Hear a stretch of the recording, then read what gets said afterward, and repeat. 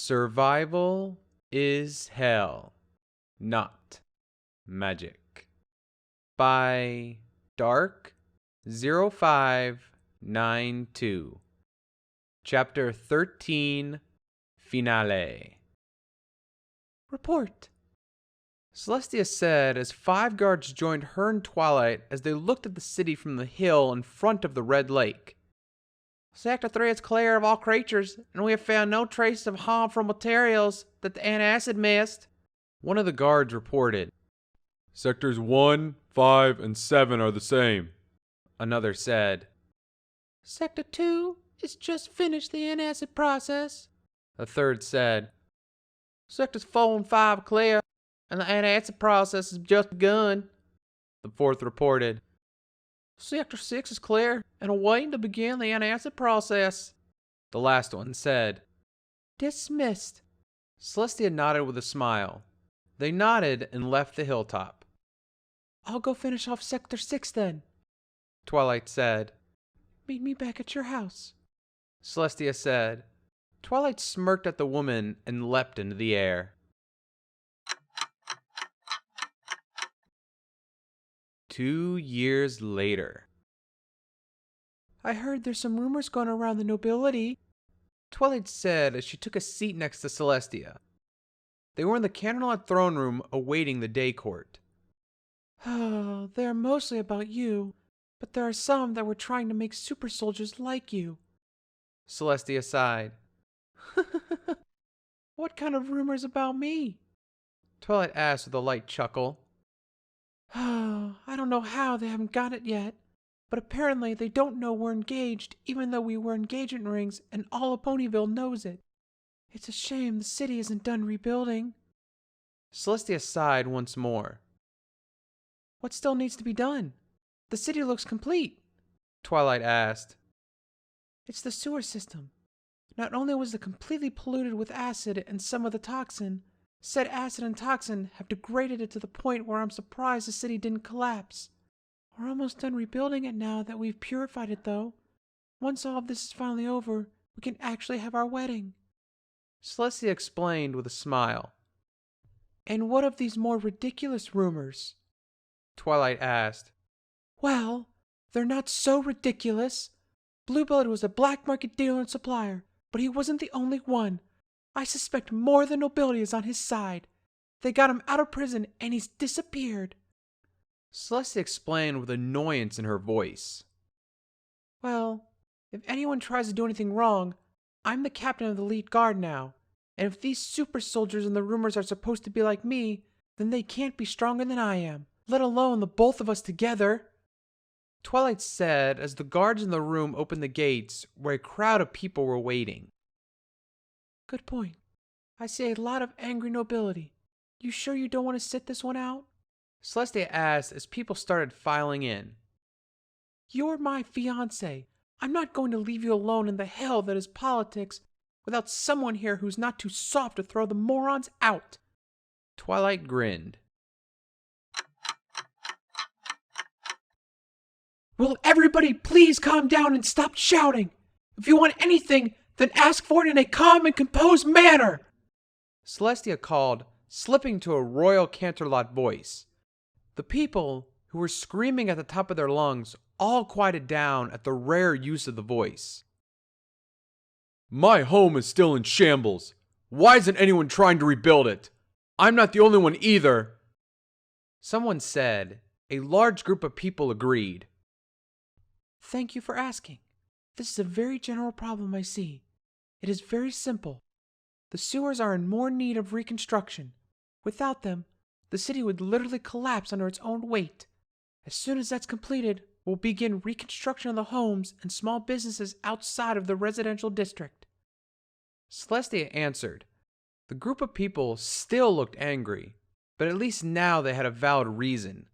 They left soon after that, their issues resolved for the time being. All that were left had already had their questions answered and were leaving, which left only noblemen in their place. Oh, all right. It's been a long day. What do you want? Celestia groaned. We have heard rumors of a certain small town that the two of you are engaged, one of them said. The two face-palmed and showed their rings, which were simple golden bands. You don't even try to deny it? One of them asked. Of course not. Why would we? Celestia asked. Because it is a disgrace to the royal line, another said. Celestia's patience just took a dent with that one. Really? And why is that? Celestia asked lowly. She's technically a walking biohazard. She isn't nobility, and she's a woman. Someone who reminded her of blue blood said, You know, anything strong enough to cut my skin deserves to get burned.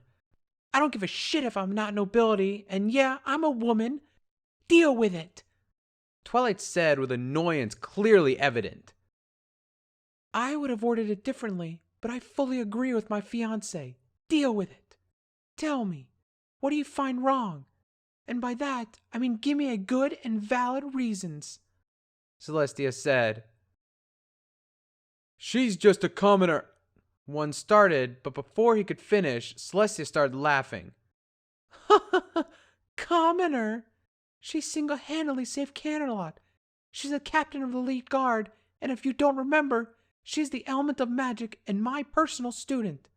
There's nothing common about any of that. Anything else? Celestia grinned. You cannot continue your bloodline if your partner is a woman as well. Someone said. It was the first time he spoke. Well, under normal circumstances, that'd be a good reason, but I've only been around for just over 1,000 years. My parents lived to be 23,000 years old, give or take, and they're still around. They may not be on this planet any longer, but they're still here. Celestia retorted. Personally, I'd love to have a child. At the very least, we could adopt one or two of the children that were orphaned by the incident. There are hundreds of them, Twilight said. Agreed. Now, unless you have something of importance, I suggest you leave, Celestia said. You can't just humiliate the nobility like this, one of them growled, but the last to speak smacked him on his back of the head.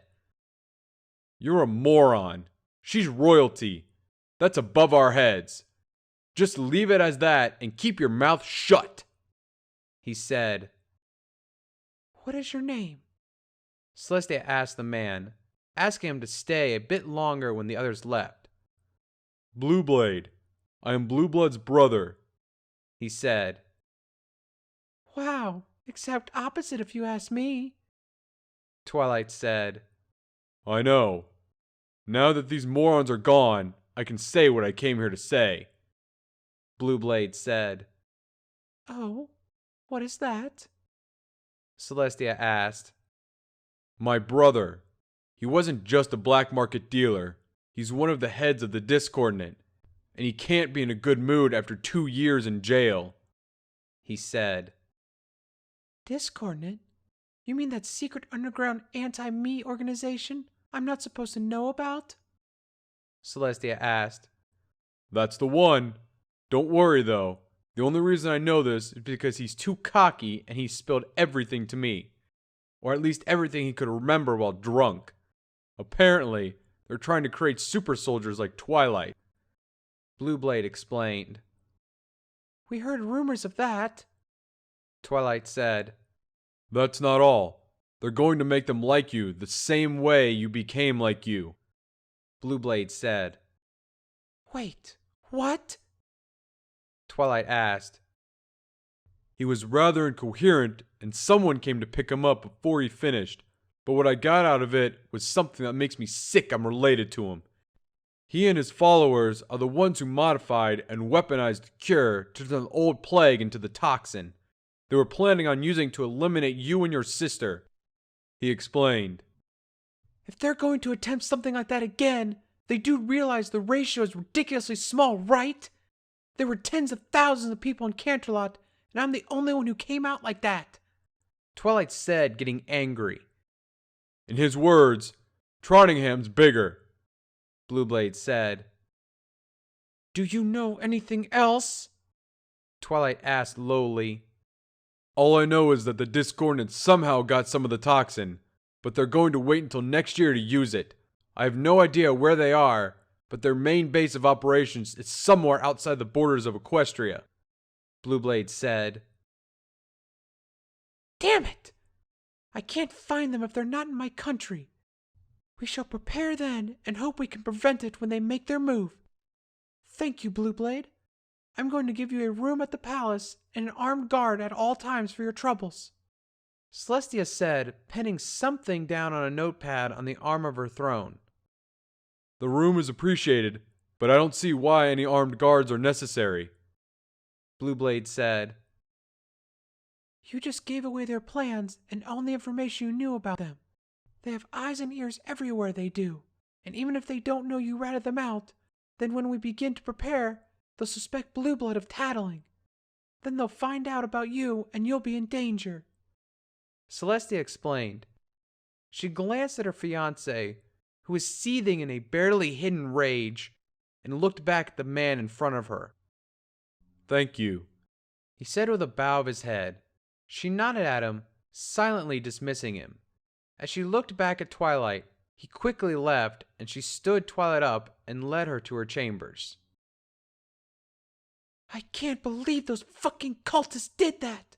And the only thing I can't believe even more is that they're going to do it again, and there's nothing we can fucking do about it until they make their goddamn move!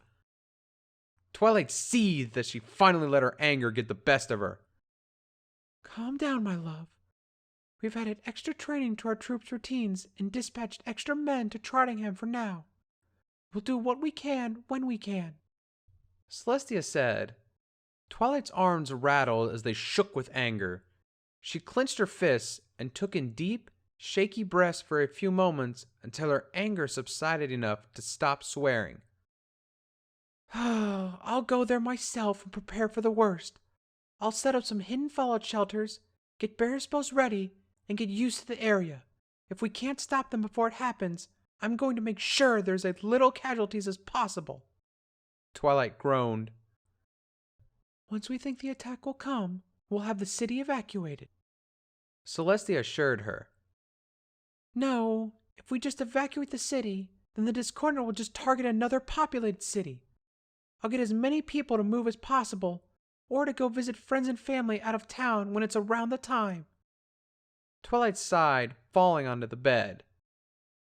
No matter what happens, I'll be there.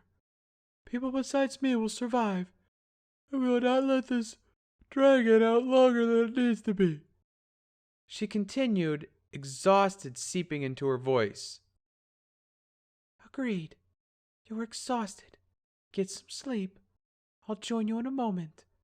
I need to dispatch Blueblade's guard detail, Celestia said. Twilight sighed in resignation and pulled her armor off.